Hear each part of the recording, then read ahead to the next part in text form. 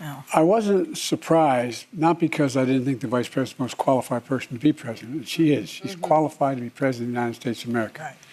But I was surprised. I wasn't surprised because they went the route of the sexist route, the whole route. I mean, this is a woman. She's this. She's that. I mean, it really. I've never seen quite as successful and a consistent campaign undercutting the notion that a woman couldn't lead the country and a woman of mixed race. Yeah.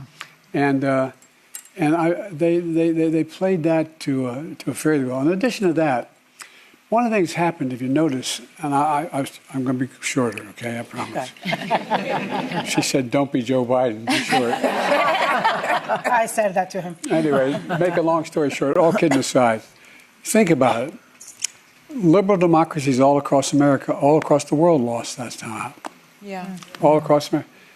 I think we underestimate the phenomenal negative impact that COVID had and the pandemic had on people, on attitudes, on optimism, on a whole range of things. So I was very disappointed, but I wasn't surprised.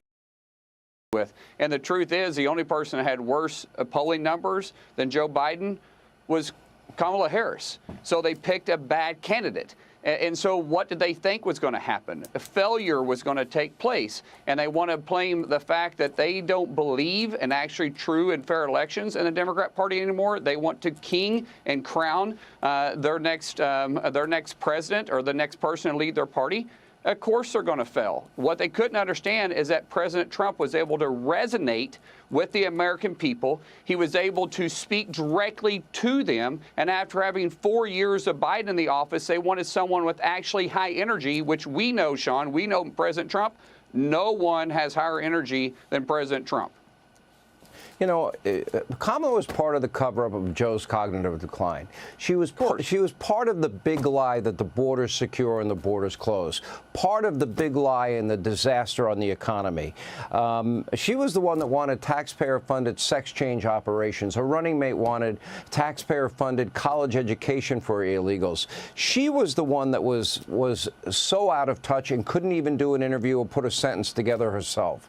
So, you know, I find this narrative both deeply offensive and just